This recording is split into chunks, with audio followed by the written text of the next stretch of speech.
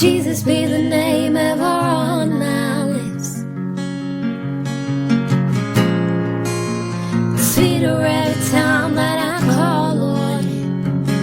There's just something about your name. There's just something about your name.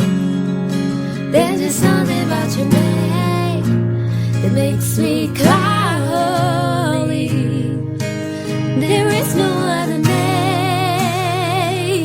There is no other name. There is no other name. Jesus, you're worthy. Praise the Lord. கர்த்தரும் இரட்சகருமாகிய இயேசு கிறிஸ்துவின் நாமத்தில் உங்கள் யாவருக்கும் என் அன்பின் வாழ்த்துக்கள். பிரியமானவர்களே, பரிசுத்த ஆவியானவர் நம்மத்தில் நிலை கொண்டிருக்கிறார் என்ற ஒரு மகிமையான வாக்குத்தத்தத்தை தியானித்துக் கொண்டிருக்கிறோம்.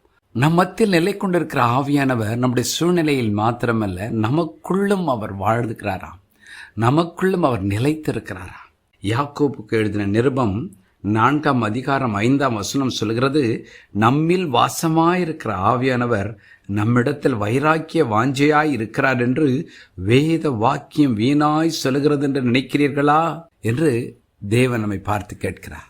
James 4:5. Or do you think that scripture says in vain, the spirit who dwells in us yearns jealously? நமக்குள் வாழ்கிற ஆவியானவர் நம்மை குறித்து ஒரு வைராக்கியத்தோடு இருக்கிறாராம். எதற்கு? நாம் அவருக்கென்று பரிசுத்தமாய் வாழ்ந்து அவரை இந்த பூமிக்கு வெளிப்படுத்தி தேவனுடைய பரிபூர்ண சித்தத்தை நிறைவேற்ற. இன்றைக்கும் ஆவியானவரே, உம்முடைய வைராக்கியத்தை புரிந்து கொண்டு நானும் என் பரிசுத்தத்தை காத்துக்கொள்ள, தேவனுடைய பரிபூர்ண சித்தத்தை இந்த பூமியில் நிறைவேற்ற எனக்கு கிருபை தாரும் என்று கேட்போம்.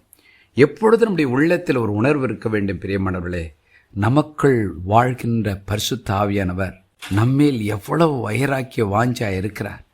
அவரை ஒரு நாள் நான் துக்கப்படுத்தக்கூடாது, அவருக்கு விரோதமான காரியங்களில் என்னை ஈடுபடுத்தக்கூடாது என்ற உணர்வு எப்பொழுதும் இருக்கட்டும்.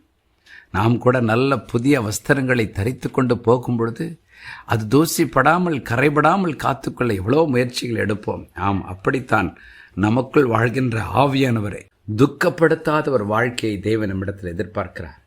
எபேசியருக்கு எழுதின நிருபம் 4 அதிகாரம் 30 சொல்கிறது, அன்றியும் நீங்கள் மீட்கப்படும் நாளுக்கென்று முத்திரையாக பெற்ற தேவனுடைய பரிசுத்தாவை துக்கப்படுத்தாதிருங்கள். Ephesians 4:30. And do not grieve the Holy Spirit of God, by whom you were sealed for the day of redemption.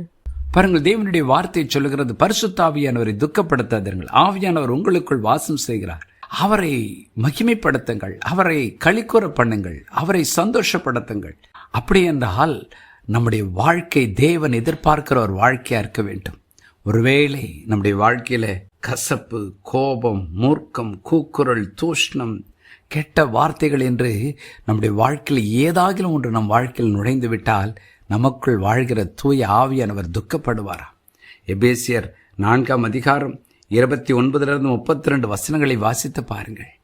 பரிசுத்த ஆவியானவர் எப்படி துக்கப்படுவார், அவரை எப்படி நாம் மகிமைப்படுத்த வேண்டும் என்று வேதம் சொல்கிறது. 32 ஒருவருக்கொருவர் தயவாயும் மன உருக்கமாயும் இருந்து கிறிஸ்துவுக்குள் தேவன் உங்களுக்கு மன்னித்தது போல நீங்களும் ஒருவருக்கொருவர் மன்னியுங்கள் என்கிறார். Ephesians 4:32. And be kind to one another, tender-hearted, forgiving one another, even as God in Christ forgave you. ஆம், இன்றைக்கும் பரிசுத்த ஆவியானவரை நாம் சந்தோஷப்படுத்தும்படி நாமும் கிறிஸ்துவின் சுபாவத்தை தரித்துக் கொள்வோம்.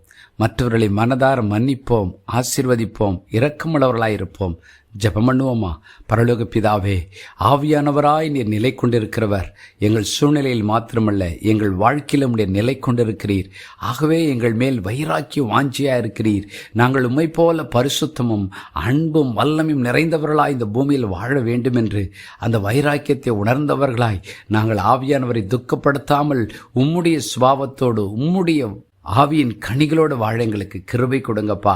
என்னோடு இணைந்து ஜெபிக்கிற ஒவ்வொருவரோடும் நீர் இன்றைக்கு பேசியிருக்கிறீர். ஆவியானவர் எனக்குள் நிலை கொண்டிருப்பதினால் நானும் இயேசு கிறிஸ்துவை போல சாயலுள்ள ஒரு வாழ்க்கை வாழ என்னை ஒப்புக் கொடுக்கிறேன் என்று நாங்கள் உம்முடைய சமூகத்தில் வருகிறோம் ராஜா. இன்றைக்கு ஒவ்வொருடைய வாழ்க்கையிலும் ஆவியானவர் உம்மை வெளிப்படுத்துவீராக. அதன் நிமித்தம் உம்முடைய நாமம் மகிமைப்படும்படி பலத்த அற்புத அடையாளங்கள் நடக்கட்டும்.